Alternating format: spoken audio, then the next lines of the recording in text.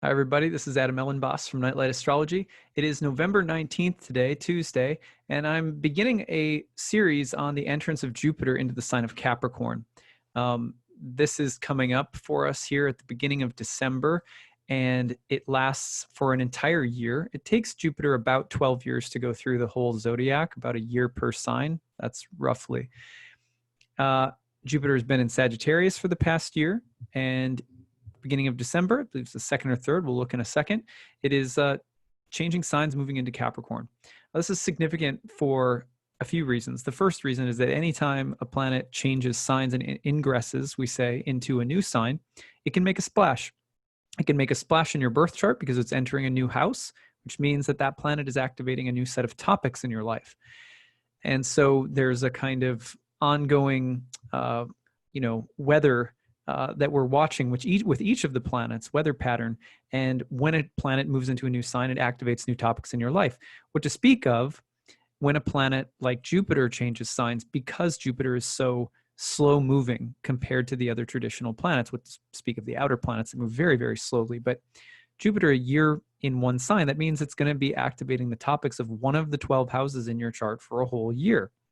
So it's worth looking into all the, some planets spend a lot less time in every new sign and house, so we don't look as much, we don't always pay as much attention.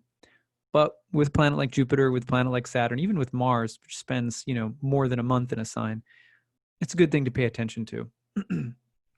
Now, the other reason that this is really significant, this transit of Jupiter into Capricorn, is because whenever a planet moves into a new sign, one of two things can happen. One, it can have its own dignity and honor in that place, like if you or I are in our own house.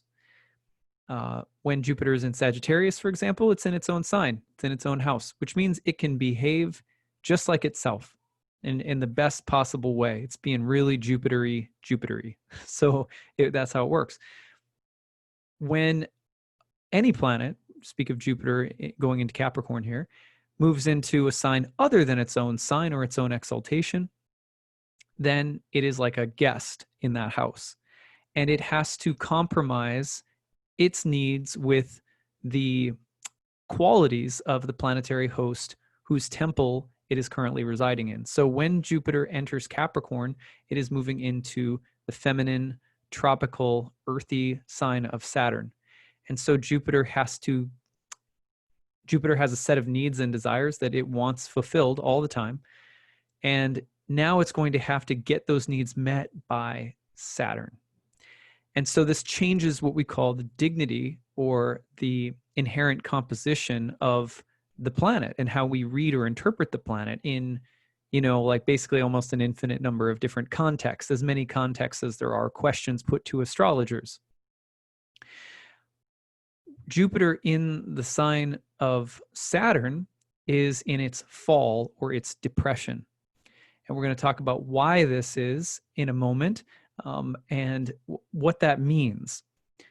This is the key, the simplest key to interpreting what Jupiter in the sign of Capricorn is going to mean for the entire next year of our lives, all of us, wherever it lands in our charts. Now, the system of dignities, people who haven't studied ancient astrology, classical astrology, at first they sometimes will feel the need to defend the planet. Like, well, Jupiter in Capricorn's not so bad. Fall, it sounds so negative.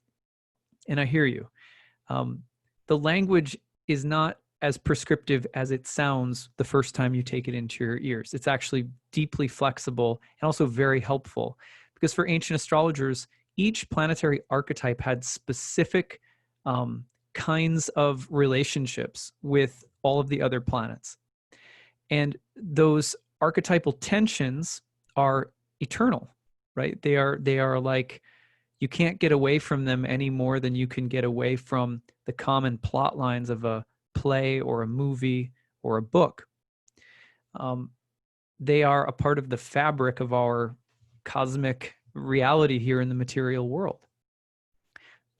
Understanding them and understanding the dignities, understanding them and understanding the way that they need to be interpreted is an art form. This is one of the main things that ancient astrology is teaching people how to do. In modern astrology, sometimes we don't do enough of this because this language has in some ways been lost, or it's not taught as much, or there are different ways of approaching interpretation that are taught. And my personal feeling is that everyone should learn something about this because it's thousands of years old, and it's a very, very beautiful, helpful way of understanding how planets interact when they're in each other's houses. Okay, so all of that being said, let's take a look at when Jupiter is actually going to enter the sign of Capricorn and see what we've got going on.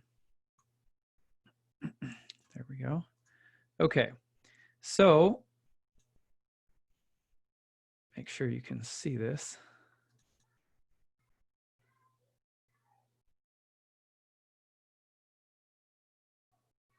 Okay. All right, sorry, I had some kind of glitch there. Here we go. All right, so let's put this up on the screen. Okay, so we're just going to, I'm going to annotate this and just show you how it's going to happen. So it's coming up very shortly. We're going to see random, my computer's Mercury stationing. All right, so here is Jupiter coming up on its entrance into Capricorn, which I believe is going to happen on December 2nd. Let's just go back a day. Yeah, it's December 2nd. So here you can see, and the houses here are not relevant. We're just purely looking at when Jupiter actually enters that sign of Capricorn. That happens on December 2nd. So, and then how long does it last? Well, we can go forward about a year.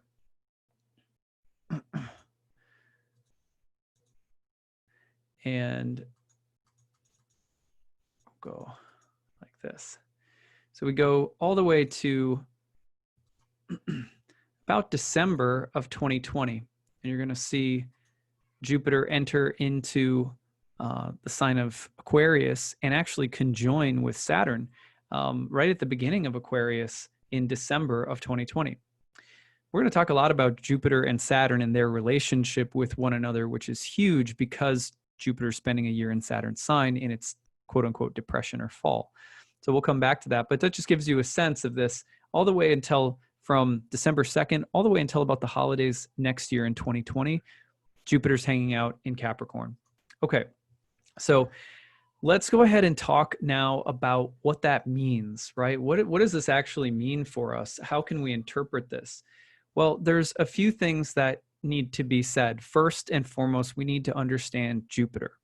And it's helpful to boil down each of the planets into the most simple and sort of like simple and concise ideas, a core idea. Now, I'm not saying there's only one core idea with every planet. That would be absurd, but it helps you to get, if you can get down to a first principle behind every planet, it's very helpful then in seeing, it's kind of like the jewel at the middle of a tapestry.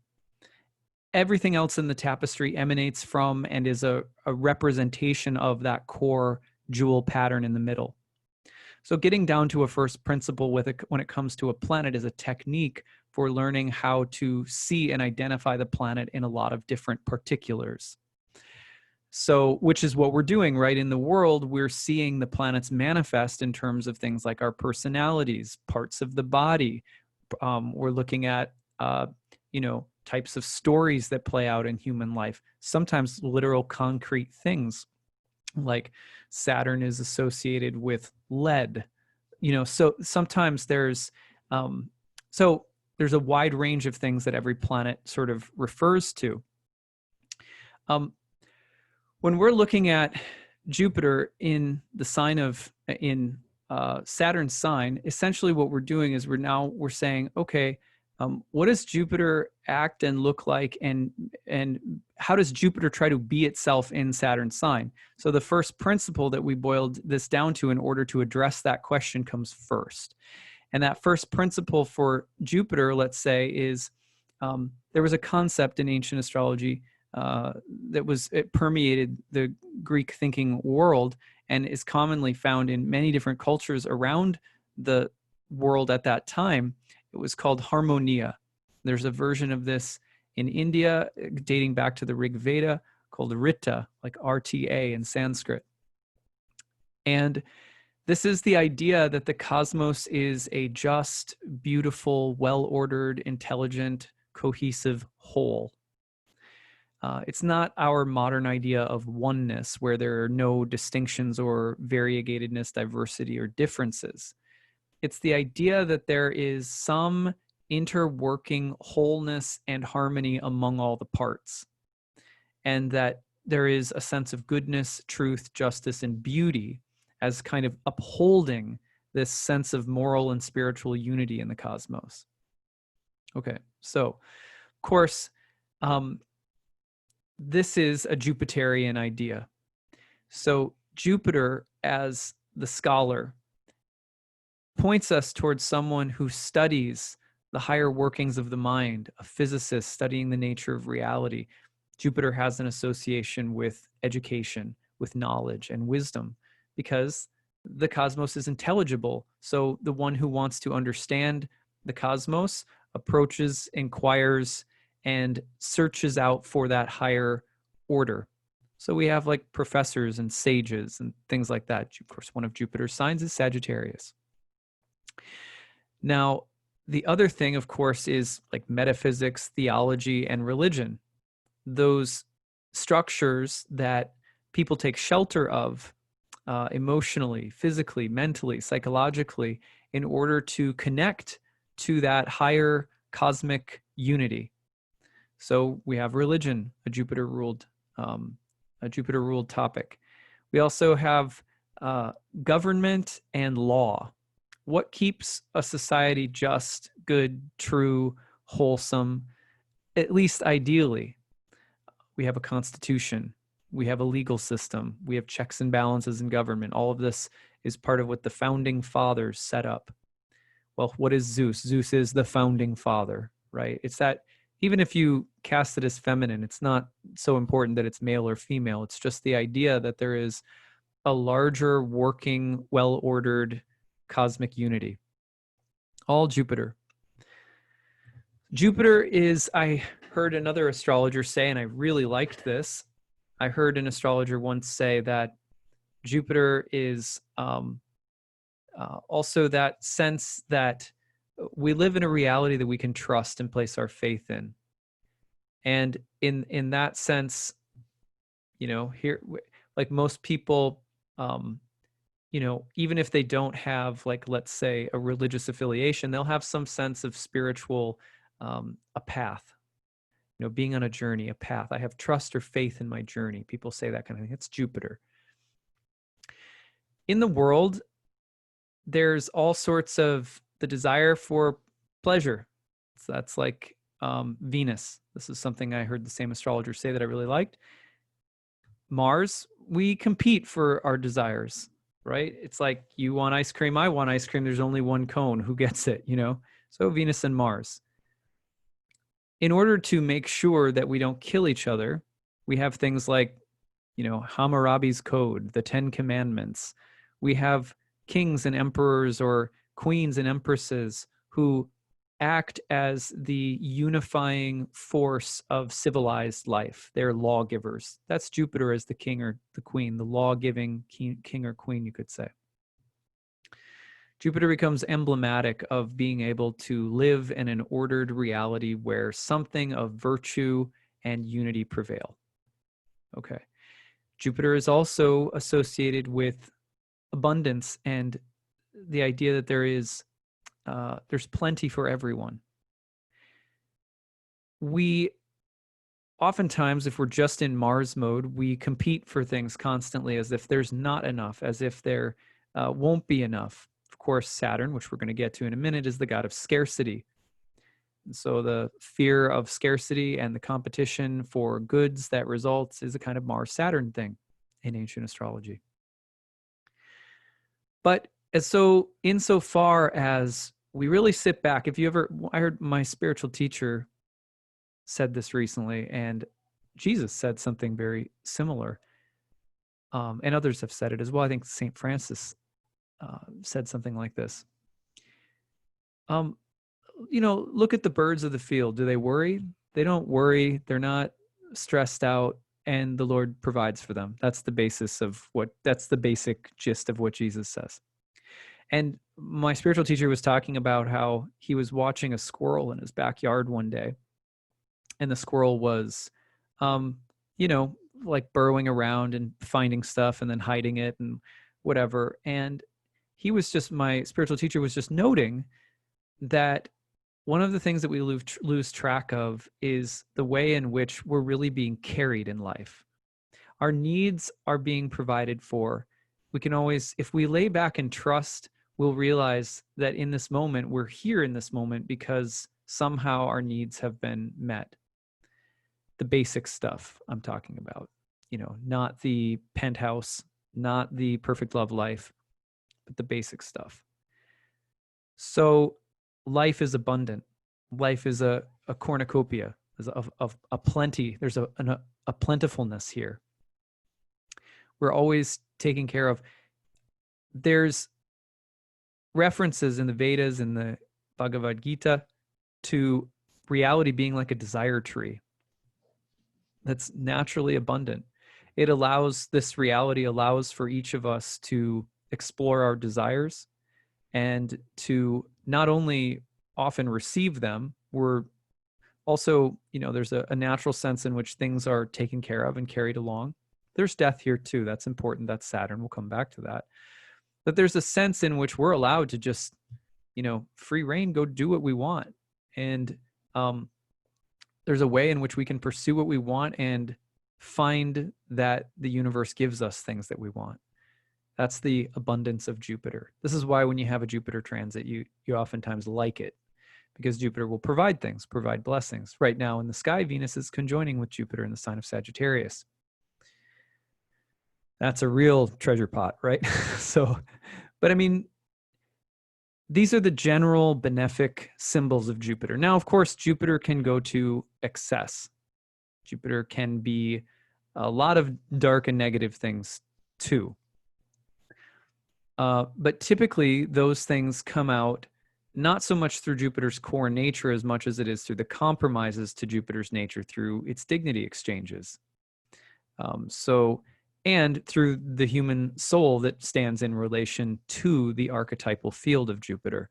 That in a sense, Jupiter's sort of pure essence, you could say, a first principle, a jewel at the middle of the tapestry, is the desire for a good, true, beautiful, just, unified cosmos that is abundant.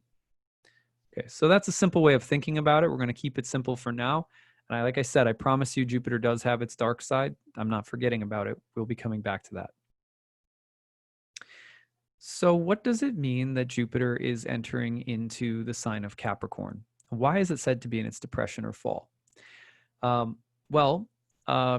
Rhetorius, who wrote, he was a late Roman astrologer, Roman Empire astrologer, who wrote a treatise on astrology and pulled from an earlier astrologer named Antiochus, who in turn wrote a series of technical definitions and so forth. He tells us that he asks the question in a teaching section of his text where he says, why is it that Jupiter is exalted in the sign of Cancer, where Mars is in its depression, and Jupiter is in its fall in the sign of Capricorn, where Mars is exalted? And he says, we say that it is because Cancer is the place where the life breath increases and abundance is there, and things are plentiful. Life is proliferating. And this is the cardinal sign of summer, and a sign that was associated with the gateway of men. This is an ancient designation.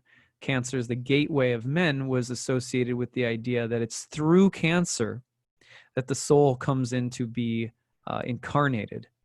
And of course, Cancer is ruled by the moon, and the moon is a symbol for the spirit incarnate in the body. The body is dead. Essentially, it's just constantly, it's transient matter, right? It's always moving, it's impermanent, it doesn't last. Our form doesn't last. The light illuminating the body comes from a source, the sun, the spirit. and it comes to occupy the body and light it up so that it's not just inert matter, it's animated matter. So Cancer is associated with the entry of the soul into the body, the reflective light cast over the dark object. This is why Cancer is called the gateway of mankind. And this is why Jupiter is said to be exalted in the sign of Cancer, because there's a natural fertility, creativity, abundance, and embodiment theme in Cancer, and the cosmos is set in order and life is abundant, right? So it's a Jupiter place, Cancer, where Jupiter is abundant. Mars, of course, is in its fall. Why? Because in Capricorn, the sign in which Mars is exalted, Jupiter is in its fall, and this was called the gateway to the gods, or the gateway of death. And the reason for that is that this is the sign of the winter solstice and the entryway through which the soul leaves the body to return to eternity. And so as a result, we have Mars, the lord of death, one of the two lords of death, Saturn as well. Saturn is its sign and Mars is its exaltation, the two planets associated with death, strife, chaos, endings, limitations, transience and impermanence, right? And so through the Capricornian gateway, the soul returns to the gods.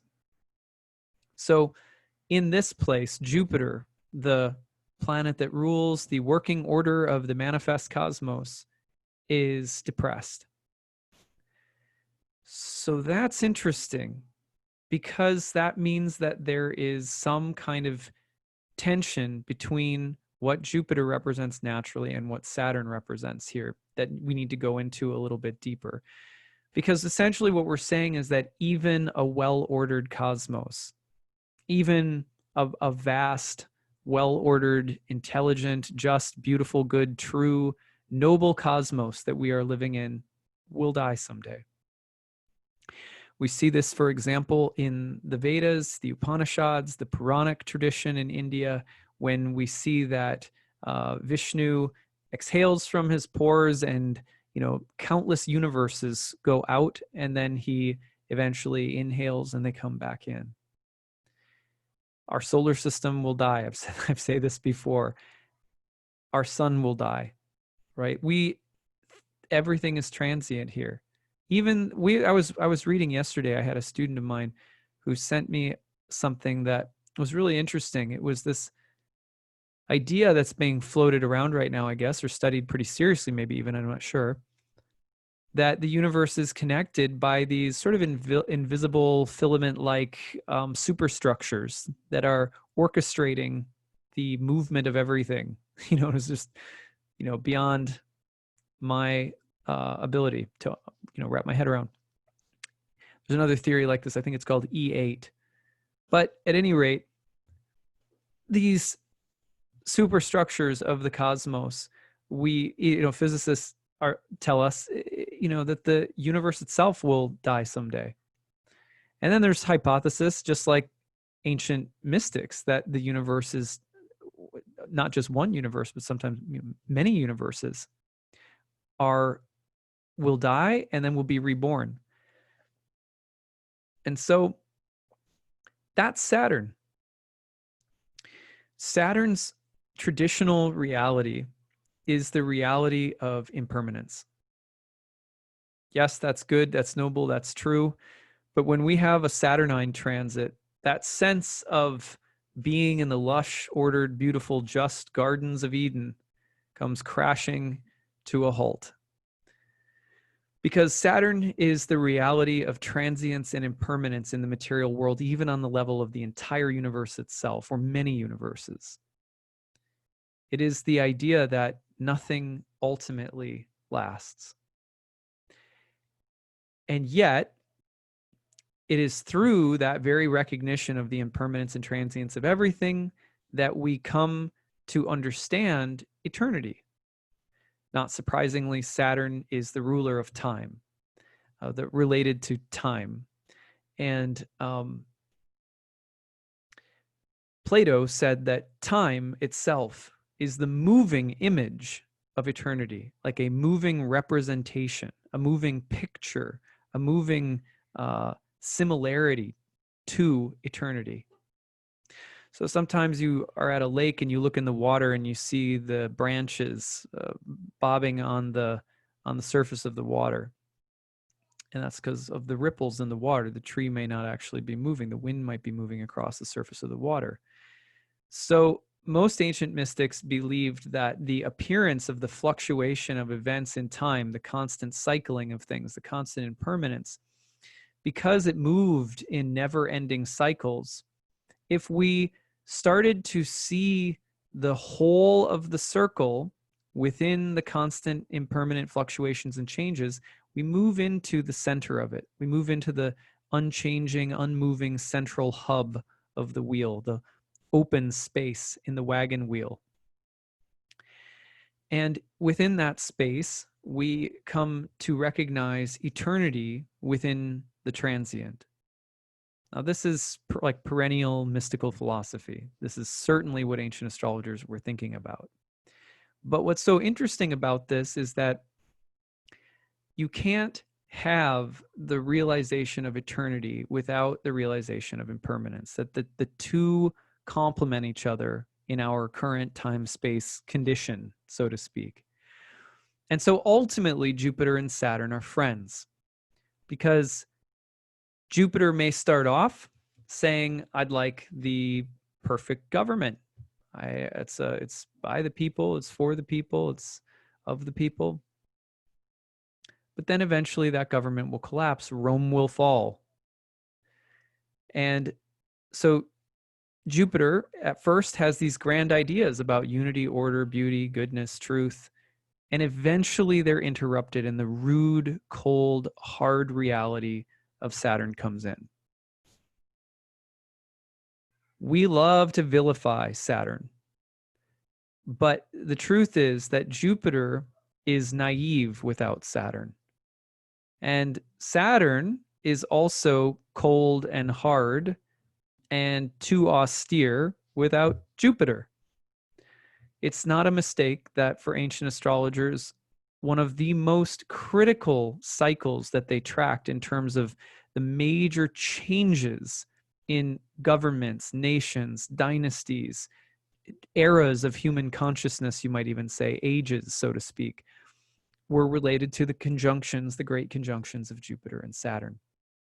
Because where there is a conjunction of Jupiter-Saturn, which we are only a year off from right now, there is the opportunity for change and the establishment of something, a new order, Jupiter, a new cosmic sense of order that comes from a more difficult, sobering encounter with darkness, impermanence, pain, suffering, endings, limitation, constraint, and so forth. Saturn is more of a mystic than Jupiter is in some ways, because you can't, you ultimately, you have to be torn apart a little bit by life. You have to get caught and nailed to the wheel of time. Saturn is, in that sense, a kind of Christ-like planet in the cross and crucifixion sense, where you have to get nailed to the wheel of fortune, the wheel of time, and dismembered by it, and utterly disillusioned by your hopes and your sense of how good and true and beautiful and perfect it is. And only then can you start to see the real heaven on earth, so to speak.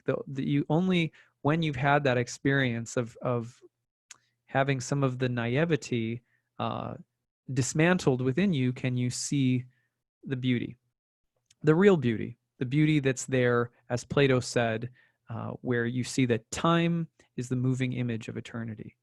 The ages of darkness, the ages of light are no longer competing with each other. It's not a Saturn-Jupiter opposition. It's a Saturn-Jupiter conjunction, where you are working towards the integration of the new with the old, or you're working towards a new sense of order that's based on a more mature sober position in life, more experience, more time under your belt, Saturn stuff, paired with the newness of Jupiter. Now that's where we're heading in just over a year. But first, Jupiter has to enter Saturn's sign and spend a whole year hanging out in its fall in the gateway of death with the Lord of impermanence, and a Lord that is related to disappointment, decay, endings, limitation. So, but the thing to remember before we go on here is just that Saturn ultimately has our backs, because we are eternal spirit souls according to our ancient ancestors from all over the world too, not just in astrology. And as spirit souls, we are looking for an experience of eternal happiness, of eternal bliss, of eternal goodness, which we can't have in this dimension of experience so long as we are looking for it staked onto the wheel of time. It just doesn't work. That we have to at some point let that process dismantle our hopes that we can really hunker down and figure it all out here in this body in this lifetime. That's not, Saturn can go too far and have us condemning or, becoming renunciates or ascetics and too harsh or severe upon ourselves or this body or this lifetime. We don't want to go that far either, but we have to have Saturn experiences if we're going to grow and mature spiritually. Now, there's also some other really interesting things to be said about Jupiter in Saturn's sign. When a planet is in its fall, it is as though it is put into an environment that is antithetical to its own nature, where it has to, in order to get whatever it wants accomplished, it has to kind of bow to its host. So Jupiter is bowing to Saturn for the next year. And Jupiter's legislative agenda is going to be compromised. So when the last time, just a little bit going back into the past, let's talk about some of the ways in which Jupiter's legislation was compromised in the sign of Capricorn. So I got to pull up my notes here. I like history, but I'm not good enough to have all this stuff memorized. So let's see here. Now, it came in around December of 2007 and went out about December of 2008, right? So it's about 12 years ago. Now, in the major thing that happened in world history during this time period was the U.S. Recession economically, which set off and was connected to a global financial crisis. Okay, so and this was the first election for Obama, I believe, and McCain was running. And if you remember where you were around that time, and there is this sense, it's a foreboding time around the world, because the order, Jupiter, is meeting its limit. It's hitting an ending point. It's getting a sobering wake-up call. So I want to use just that simple example, that this was a year-long period with Jupiter in Capricorn where the markets around the world and the sense of business as usual was deeply disturbed and hit this wall. Saturn is a planet of scarcity, whereas Jupiter is the planet of abundance. Saturn is the planet of scarcity. Why is scarcity a good thing? So it's not a good thing if you're trying to eat, you're trying to survive. Then it's it's pretty scary. But scarcity also teaches us to be more, what's the word I'm looking for? To be simpler and less complicated about our needs and desires. So when there's times of plenty, we get fat, right? And when there's times of scarcity, we get thin. When there's times of plenty and we get fat, we often forget that there is something more at stake in life than the like satisfaction of our senses, our appetites, our desires. When we're really thin, so to speak, and there's more of a scarcity consciousness, even though we might be starved, and that can be really depleting and hard on the body and even traumatizing, the benefit of scarcity is that we remember what really matters, which is usually that is what will take us back to the reminder of spiritual life. This is why people tend to pray when things are rough and forget to pray when they're good. You know what I mean? So we need both Jupiter and Saturn, the abundance and the scarcity. This Jupiter in Capricorn, the last time it came around, was a time of the system being challenged and the consciousness of scarcity coming in. But when we have Jupiter and Saturn sign, what's good about this is that we return to this sense of what really matters. We return to a real sense of optimism and a real sense of hope and a real sense of a new beginning and so forth. Now, I'm not going to piss everyone off by saying that Obama somehow accomplished all of that, but I will say that archetypally during this year, this interestingly, even though there's this moment of real scarcity, the more liberal party, politically speaking, came into office.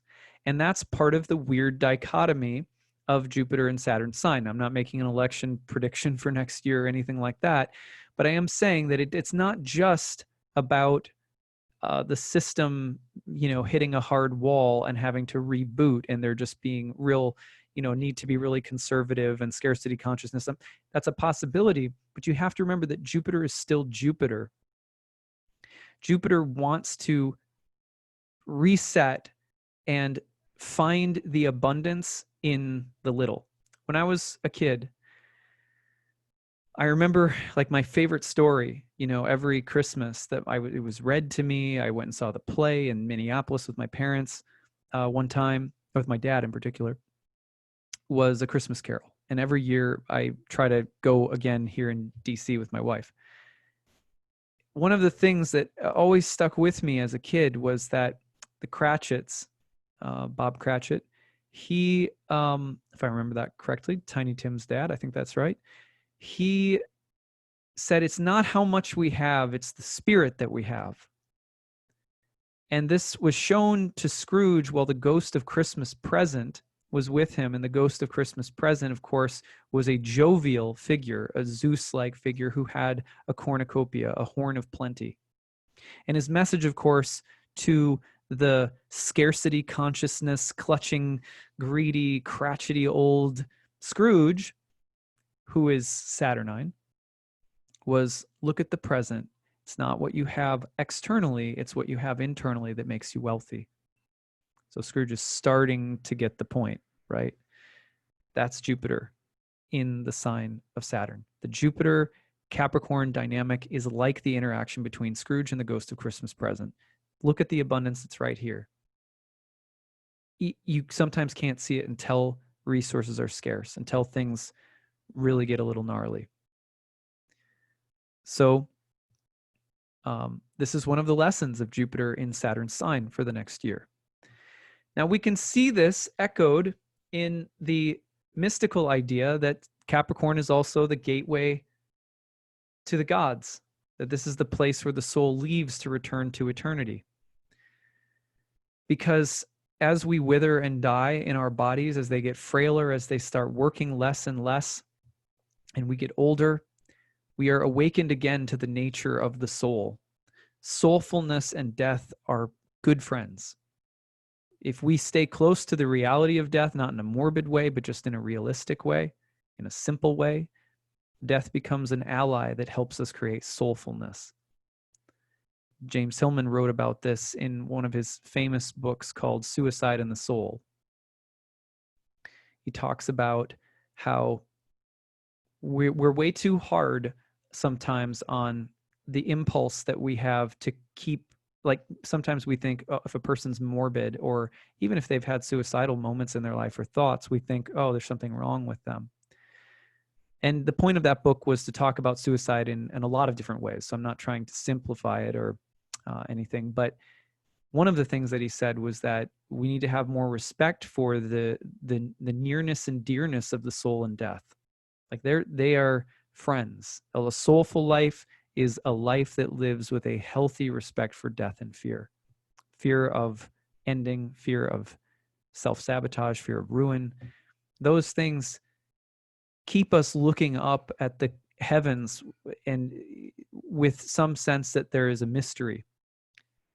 Jupiter's not necessarily like that. Jupiter tends to be more about having everything nice and abundant, and, you know, a big glass of ale and a big smile and red cheeks. It's like Santa Claus, you know, order, goodness, justice, truth, a well-greased machine.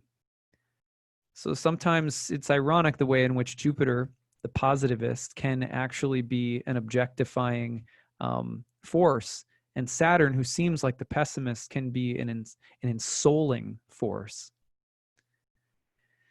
So Jupiter and Saturn have this ironic relationship, and the mystical truth of Jupiter and Saturn's sign is also that we are looking to return to a more soulful, working, ordered reality. And that might come through being a little bit closer to death or ruin, or the fear of collapse, or systems breaking down and not working, and so forth.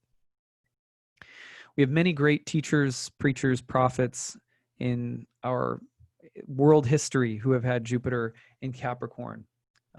Some of them include, let's talk a little bit about a few of them anyway. Well, Malcolm X, for example, Jupiter in Capricorn. He is one of those civil rights activists who has a complicated relationship with death and with the limits of a broken system and the way to fix it and so forth. On the other side, you have Adolf Hitler with Jupiter in Capricorn, right? The dark side of Jupiter in Capricorn, which can be the desire to create a new order, a new age, a new era, but it's founded on, sometimes intensely conservative and limiting principles or ideals. Jupiter in Capricorn is sometimes also associated with someone like Mark Zuckerberg. He has Jupiter in Capricorn, and he wants to do something great. He wants to create a global network, very Jupiterian, a sense of some greater order connecting all of us. And yet, Jupiter in Saturn's sign, he has met with some very intense complications in his life around government and marketing and, information freedom, respect for privacy, all sorts of complicated things. Jupiter in Saturn's sign can often be a story about people who are trying to create something good, but they are running into the shadow of Saturn. Even Hitler thought in his own mind, not in any of ours, but in his own mind, he thought he was building some glorious empire, Jupiter, but the shadow is Saturn, right? So that's there too.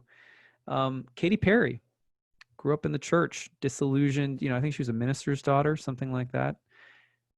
So she has a kind of a turning away from the Christian faith in her life, as far as I've understood anyway. And maybe she comes back to it. I don't know. I don't really know the full story, but just I picked her name out when I saw the list of people with Jupiter and Capricorn. I thought it's a really good example of someone with a complicated relationship to the moral ordering of the universe that they once inhabited.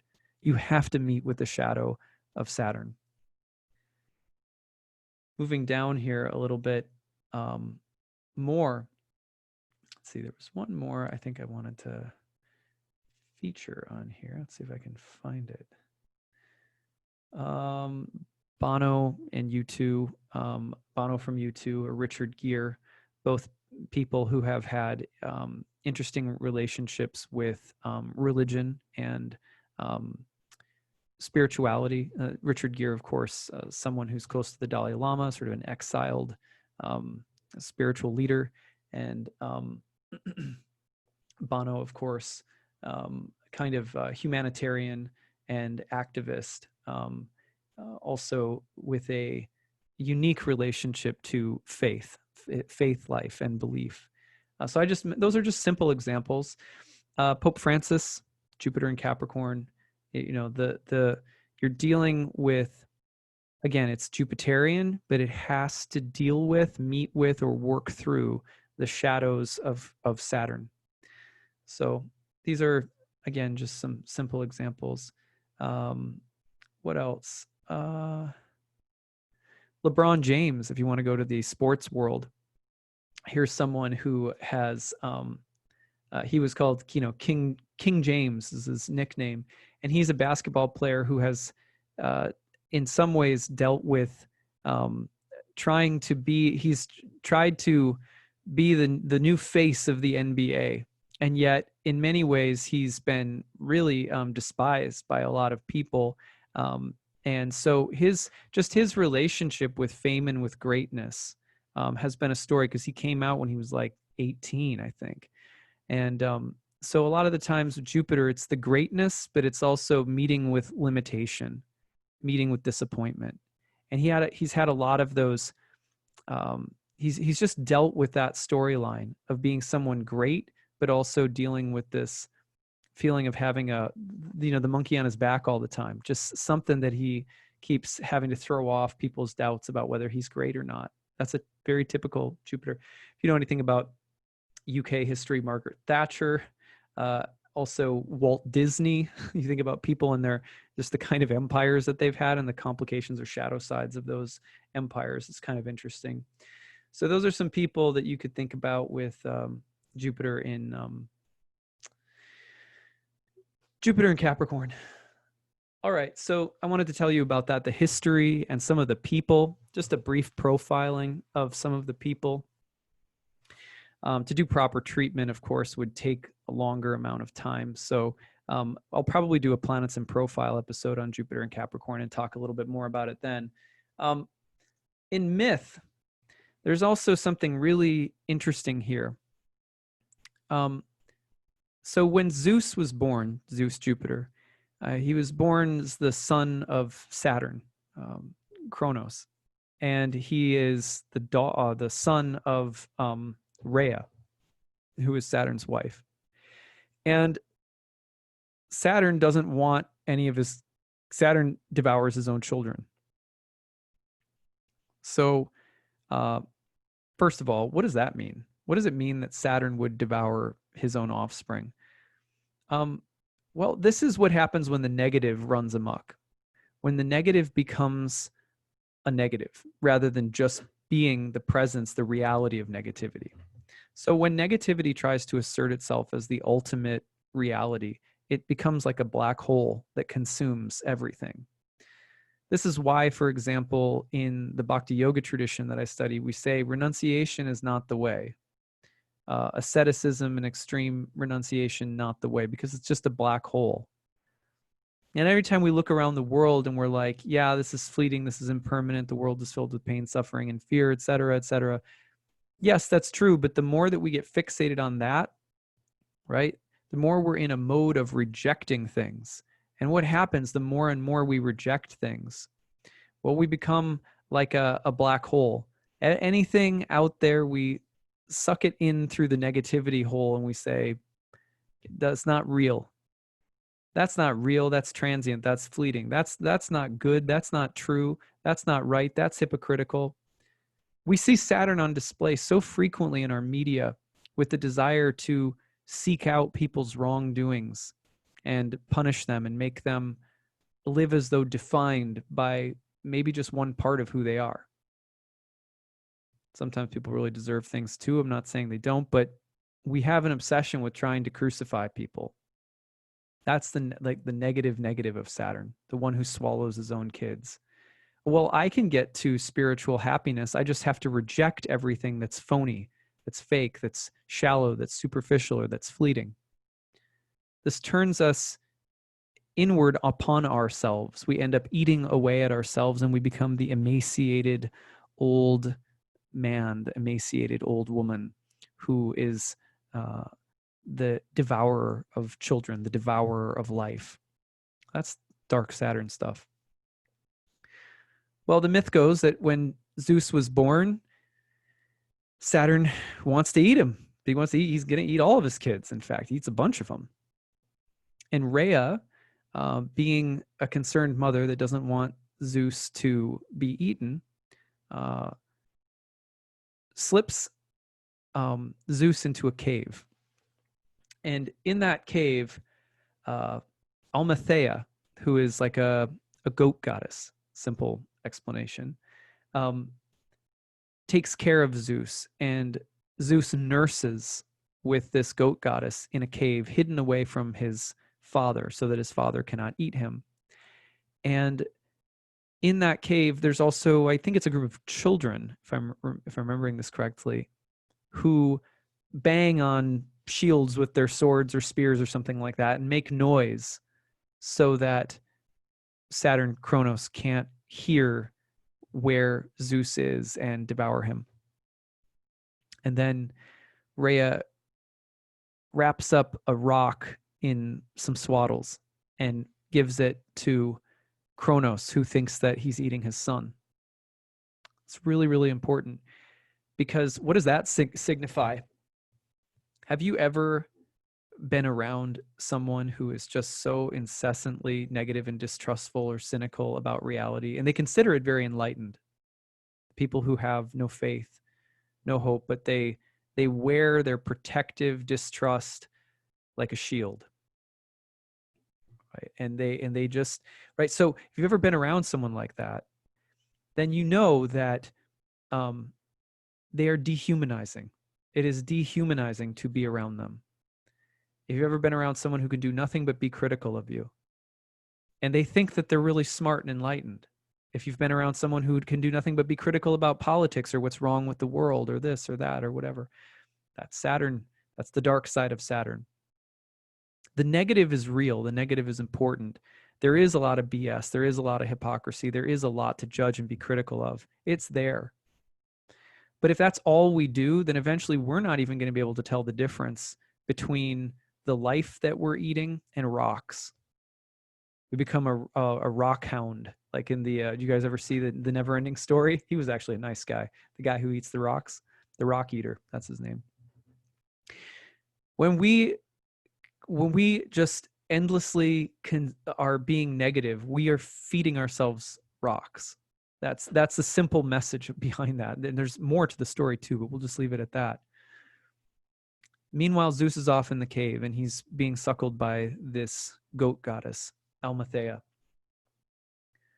Now, one of the really interesting things that comes from Almathea is one of her horns breaks off at one point, and she ends up filling it with herbs and medicine and giving it to Zeus. And this is the horn of plenty. This is the cornucopia that's associated with Zeus. And she nurses Zeus. There's this really deep, interesting relationship with Capricorn and the goat imagery, in other words, and Zeus. So what can we take from that? How are we supposed to understand that when Jupiter is in Capricorn, the sign of the sea goat? But it's not just a Saturn thing that we're dealing with. There's also mythology around Capricorn and the goat. Now, the sea goat has its own, I'm pulling in a different goat symbolism here, but the sea goat, there are some really similar anecdotes, and we're going to talk about those in a minute. But the one thing that's really important is just noting that Zeus, in order to become the God who creates order, unity, beauty, truth, and goodness in the world, who gives us the sense that that is real, you know, beyond the devouring negativity, the impermanence, the transience, that there is something eternal here too, of eternal, good, beautiful, just, true, the Rita, the Harmonia, that's real too. But in order for that God that represents those features to become real in the world, he has to be nurtured in private and kept hidden in some way from the consumptive, devouring force of Saturn. Isn't that beautiful? Think about that. This is why, for example, Jesus admonishes his disciples saying, when you pray, pray in the secret. Don't go out on the streets and pray like the hypocrites. Instead, go in the secret. Talk to God who answers your prayers in the secret. Our faith and our connection to the goodness of the universe is something that has to be fostered sometimes and protected from the devouring voice of cynicism, of negativity, right? Even cosmic impermanence talk can kill our connection to the greater abundance of life. And so Zeus has to be nursed in secret by a goat, right? In a cave, in quiet, kept away from Saturn. So similarly, one of the things that we have to, and this is a scarcity story. This is very similar to the Christ story, where Christ has to be born in a very lowly manger, away from a king who wants to kill him because he wants to retain the power. Status quo. So Jupiter is emblematic in some ways of all of the goodness in the universe, but it's a goodness that has to be nurtured. At its core, if Jupiter is just the mighty, the proud, the good, the just, right? If it's pompous, then it's not remembering. It's humble, tender, fragile, lowly roots in a cave with a goat nursing you, breaking off part of her horn and filling it with herbs to give to you. This is where your abundance comes from. It comes from humility. It comes from the connection to the lowest, most simple acts of generosity and compassion. It doesn't come from the big aggrandized stuff. This is also a lesson for Jupiter, who sometimes can be too aggrandizing. Comes in a manger, right? It comes in a lowly place. So similarly, when Jupiter is in Capricorn, great beginnings come from lowly starts. Great beginnings come from places of humility, of being humbled by the universe. But can we find the nurse in the negative? Can we find the nurturance of the negative? Can we find the humble, quiet manger or cave within which there's ambrosia, there's the nectar of the goddess that's there saying, let me lift you up. One of the classic meanings of a planet in its fall is that it is cast down low, but it can rise up high again towards its opposite, which is its exaltation in the other sign that we started with, the gateway of life and abundance, Cancer. It's where Jupiter is exalted. So the planet with a lowly beginning, can we be nursed by the negative? Can we find that Bob Cratchit space where there's plenty, even though there appears to be very little? When we do that, it somehow engenders the spirit of abundance to bless us. So don't be fooled by Jupiter in Capricorn, because you may face with some kind of limitation. You may be faced with some kind of, the feeling of being at a lowly beginning. Or you may have to hide your joy. Or you may have to live with the fear of what the future may or may not hold. Just like Zeus is not sure if he's going to be able to live because there's pissed off Kronos walking around out there. Right? Can we take the opportunity of difficult surroundings, difficult limiting spaces, to come back into the nectar of the present, the true ambrosia that is hidden away, that's humble, that's soft, that's fragile, that's meek? That is the basis of all great things. And that is in principle, why Jupiter in Capricorn is not just negative. It's not just bad. There is the negative of the negative. We know that there's the all-devouring Saturn out there, and that if Jupiter tries to confront Saturn at that point in the story, he's just going to get eaten. So right now, it may not be the time for Jupiter to shine, but there is a candle in the dark. There is a sense of looking for the milk, the nourishment, and the support in a humble space, hidden away from our doubts, our fears, our insecurities. In the next year, it's going to be so important that all of us trust our doubt, trust our fear, trust our limitations, trust the constraints in those secret, deeper, darker, limiting events that happen in our lives, even on the global scale. They're also invitations to find a quieter, simpler space within which we can go deep into a well of spiritual sustenance. Nothing better than to bring us into the present. So that's the hopeful message of Jupiter in this sign. We can also see that there were some movies that came out the last time that Jupiter was in Capricorn that represent this spirit. For example, Slumdog Millionaire, simple movie that came out in 2008. It was about a slumdog who became a millionaire, right? Simple. And he's distrusted. The movie is basically about how could you have gotten all of these questions right? And he demonstrates to the police, here's the reason I could get them right, because I can remember things really well. So he tells them the story about how he rose out of poverty.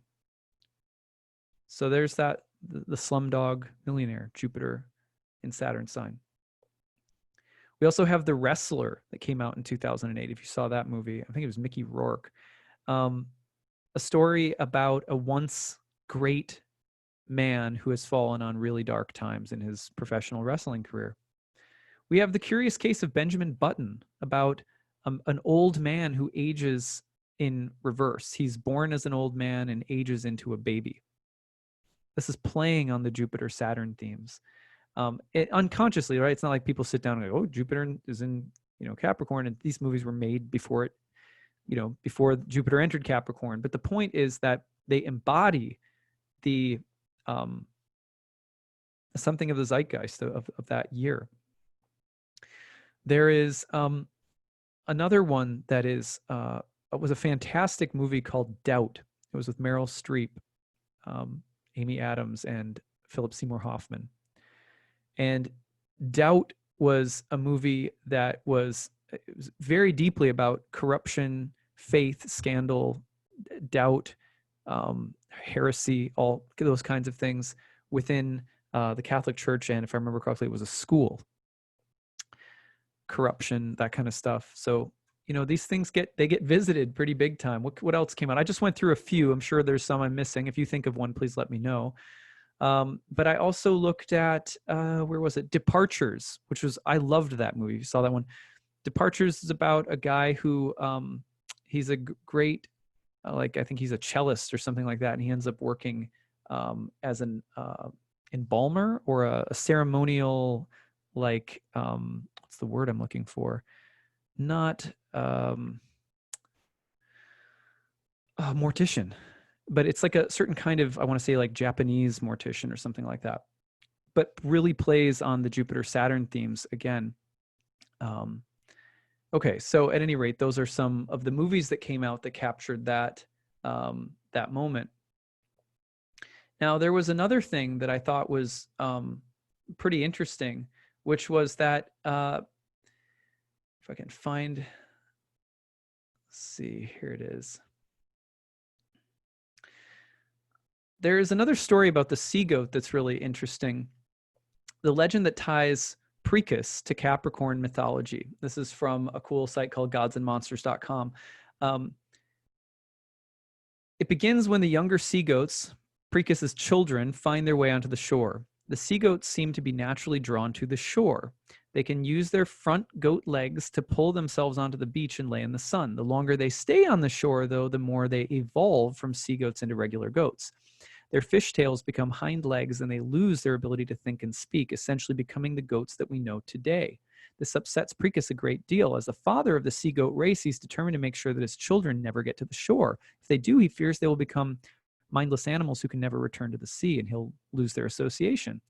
After losing several of his children to the land, Precus decides to use his ability to reverse time, which was given to him by the other Kronos, in order to force his children to return to the sea. So he flips time backwards so they get back into the sea.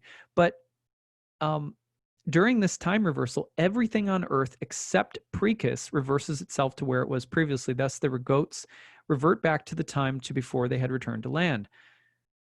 Precus, being unaffected by the time shift, is the only one who knows what is to become of the sea goats. He tries to warn them, even forbid them from setting foot on the shore, but no matter what he does or how many times he reverses time, the sea goats eventually still find their way onto land and become regular goats. The pivotal moment in Capricorn mythology occurs when Precus finally realizes that he cannot control the destiny of his children and that trying to keep them in the sea will never work, no matter how many times he tries to start over.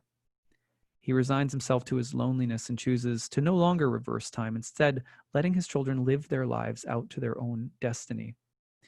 In his misery, Precus begs Kronos to let him die as he cannot bear to be the only sea goat left. Kronos instead allows him to live out his immortality in the sky as the constellation Capricorn. Now he can see his children even on the highest mountain tops from the stars. What's so unique about that story is that this is a picture. Remember, this is the gateway of man going back to God, to the gods, to eternity. But here we have a story about the potential of a regressive, controlling father God figure who says, no, I want the people to be with me forever, and so I won't let them go. What does Saturn do? He swallows his own children. He tries to keep them within himself. But the idea of this universe is also that in order for there to be real freedom, real relationship, and real love, we have to be able to let things have their own way, let them have their own will, let them make their own choices. Even if we want to take birth in the material realm and leave the spiritual worlds, leave the starry spheres of existence, the spiritual dimensions, and we want to come and be incarnated. What kind of God would it be? What kind of supreme intelligence would instead just try to lock up and make sure that you couldn't do anything other than love me? Real freedom is the only way we can have real love between ourselves and our source. So the mythology of Capricorn is also associated with this story about a father who wants to keep his sea creatures with him, the sea creatures being an emblem of spirit in the spiritual world. He doesn't want them to come onto land, into matter. So he keeps trying to reverse time and bring them back. But eventually, no matter how many times he warns them, the inevitable must occur. They must go and meet with the realm of impermanence in Maya and Samsara. They must go and stake themselves on the wheel of time. He has to let them do that. This is a deep story related to Saturn and Capricorn. Saturn as a teacher is our free will ability, and every second of our existence, the inborn lesson that we receive that there is impermanence and that our spiritual nature is not entirely compatible with trying to seek happiness in temporary, fleeting material things. That's Saturn sitting on the mountaintop saying, I'm just waiting for you to come back. I'm just waiting. The gateway to the gods. I'm waiting for you to see that it's all impermanent and illusory, and to return to spiritual consciousness. On the other hand, we have Saturn as the potential to say, I won't let you go, right? I'm not going to let you, you're mine. And also along with that clutching tendency that Saturn has. It's a weird thing. You don't necessarily think of Saturn as possessive. You're like, Saturn, how is Saturn possessive? But one of the ways that Saturn is possessive is by trying to control everything. And so, the tendency that we have to want to seek out happiness through, again, extreme renunciation, asceticism, control over everything, negative and rejection of anything that threatens our sense of peace. Everything is one, and if you tell me anything else, you're just a creature of the dark, or whatever it is. Just that, like, we isolate ourselves when we do that, right? And we don't get to have real relationships when we do that. So we have to be careful for that negative, all-devouring, controlling Saturn. Jupiter in Saturn's sign over the next year is trying to find hope and a new beginning and some need to restore a sense of beauty, goodness, and truth, but it is having to deal with Saturn. And it's having to deal with a lowly, humble beginning, oftentimes that comes about through an encounter with scarcity. So the other thing that I will talk about, I'm going to close with, this is a longer talk, but I wanted to give a nice long one here on Jupiter into Capricorn because it's a full year we're working with this. There's a couple more things to say. One comes from a book that I want to read you. I want to read you also another mythological being associated with Capricorn is Pan. And I'm not going to go into a huge thing about Pan, but there's a great book by James Hillman called Pan and the Nightmare. And it's a fantastic book. And I just want to read you a few things that he has to say. This is Hillman talking about panic. The word panic, of course, etymologically is related to the god Pan. The traditional Western approach to fear is negative. We're talking about Pan and Pan's relationship to panic. The traditional Western approach to fear is negative. In keeping with the attitudes of our heroic ego, fear, like many other affects and their images, is first of all regarded as a moral problem. To be overcome with courage, as Emerson might say, or Tillich's courage to be in an age of anxiety. Fear is to be met and managed by the hero on his path to manhood, and an encounter with fear plays a major part in initiation ceremonies. Because our culture's first reflection upon the psyche is habitually moral, the psychological value of fear tends to be prejudiced, if not occluded from our perspectives altogether. So entrenched is the moral approach to psychological events that psychology has had to go to physiology and to the study of animals in order to find a path free of moralisms. So first of all, just to translate a little bit, one of the things that interestingly is associated with, if you think back to the scarcity consciousness of the recession between late 2007 and all the way through 2008, people freak out. When the seeming order of the cosmos is threatened, people panic. But what is the role of panic? Oftentimes we try to get past panic, Hillman is saying, by saying, well, we're only panicking because something immoral has happened. There's no value in panic. It's a bad thing. There's no value in fear. It's a bad thing. It indicates some kind of moral failing, some kind of chaos. The order, the good, just, true Jupiterian order of the cosmos is being threatened. Chaos is entering. That's a bad thing. We should conquer it like a hero, a moral hero. That's Jupiter not being willing to sneak off into a humble cave because you're going to get eaten, right? It would be like Jupiter saying, no, I'm just going to go fight Kronos.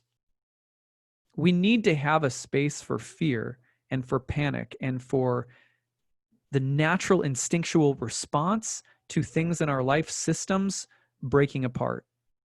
That anxiety is sacred. That fear response, that panic response is sacred. And Hillman concludes this by saying, in order to get free of the heroic moral response to panic and fear, we should think a little bit more about animals. Because we are animals.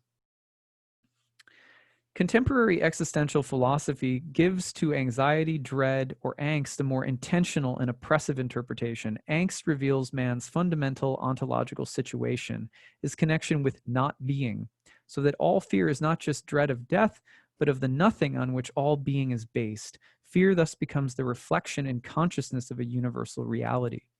Buddhism goes yet further. Fear is more than a subjective human phenomenon. All the world is in fear. Trees, stones, everything.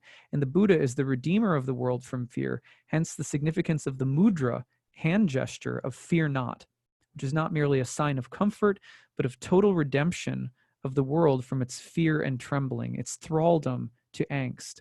Buddha's perfected love, in the words of the Gospels, driveth out fear. To further mix the context, let us say that the world of nature, Pan's world, is in a continual state of subliminal panic, just as it is in a continual state of subliminal sexual excitation. As the world is made by Eros, held together by that cosmogonic force and charged with the libidinal desire that is Pan, an archetypal vision most recently presented by Wilhelm Reich, so its other side, panic, recognized by the Buddha, belonged to the same constellation. Again, we come back to Pan. So he's talking about Pan here as a god that is related to the universal reality of fear and how we give space for that reality, as we were talking about with Saturn, for example, the constellation of Capricorn being related to Pan and the goat god as well, that when we give some space for fear and panic to be real, to be a thing that we are actually contending with, it's only then that the possibility of the Buddhahood emerges. The love that driveth out fear can be there. It's not, we have to give some place for it first. But the other side of it is, of course, that nature itself is this kind of orgy teeming with fear and libidinal instinct, the fear to be killed and eaten, the fear to die, the fear to starve, and also the same libidinal instinct to procreate. The fear and desire are very closely linked, and it's basic. It gets us into our bodies, and sometimes morality and the desire to have a just, nice, true cosmos, it can take us, and the need to rise above chaos or fear or the primal instincts that especially start coming out when things start melting down. That's why riots happen when things start melting down, right? Pan is the riot. Pan is the panic. Pan is the basic animal instinct that Zeus keeps at bay by creating a nice, well-ordered constitution, and et cetera, et cetera. But when Pan does come out, when panic does rear its head, when we see it, it does something really, really important, which is that it helps us to see, like the Buddha, the stones, the trees, everything is made of fear. Panic, especially at night when the citadel darkens and the heroic ego sleeps, is a direct participation mystique in nature, a fundamental, even ontological experience of the world as alive and in dread. Objects become subjects. They move with life while one is oneself paralyzed with fear. When existence is experienced through instinctual levels of fear, aggression, hunger, or sexuality, images take on compelling life of their own. The imaginal is never more vivid than when we are connected with it instinctually. The world alive is, of course, animism. That this living world is divine and imaged by different gods with attributes and characteristics is polytheistic pantheism. That fear, dread, horror are natural is wisdom. In Whitehead's term, nature alive means pan, and panic flings open a door into this reality. I love that, because the thing is that, shit's going to hit the fan in the next year. As soon as January, when Saturn and Pluto get together in the pandemonium, panicking, pantheistic sign of the goat. So that's scary. And Jupiter depressed in Saturn's sign might mean that we panic a bit because it feels like everything's falling apart. But remember that nightmares wake us from our sleep. The libidinal, instinctual, animal body awakened. Pan is also related to Pluto, right? But Pan is connected with Capricorn. And so this Jupiter in Capricorn symbol also, when the world panics because the financial system is collapsing, or whatever the case might be for us in the next years, we see systems of great Zeus order being deeply challenged, or even falling apart, or being filled with corruption, or whatever. The reaction, the response in the body brings us back to God in the body. The bread is broken in half, and that it's sanctified. We are broken apart by our instinctual connection to life. Turns out that, life in the material world, sometimes the thing that makes it mechanical and just fleeting and transient isn't so much that there's anything sinful or fallen or evil or bad about it. It's that it's not awake. And panic, like the god Pan, has a way of waking us from our sleep. Sometimes that takes a nightmare. But the nightmare reminds us about what's real. It quickens our instincts. When your instincts and your senses and your animal body are alert, your consciousness is on board. So there's an interesting connection to fear and the nightmare and panic and pandemonium that I wanted to end this talk with by just saying, just embrace it. Let it awaken you a little bit, even if it's scary. And probably for most of us, you know, it's not going to be anything crazy. It might be more something we're seeing on the news, might be more something we're seeing in other parts of the world from where we live. We might be well cushioned in some space in our lives, and your year ahead may not really even be that much about Jupiter in Capricorn. You may have other transits going on that are a big deal. But these are deep teachings for us about Jupiter and Saturn's sign. So that is what I have for you today. I hope that you enjoyed this talk, and that you have some new thoughts to accompany you into Jupiter in Capricorn territory. There will probably be opportunity to say a bit more about Jupiter into Capricorn, so I may do another video. I tried to cover as much as I could in this one. If I forgot anything that I said I would cover, I'm sorry. If there's anything else you'd like me to talk about with Jupiter and Capricorn, feel free to leave in the comments section. What were you doing between 2007 and 2008? What was your life like during that time? I'd love to hear your story.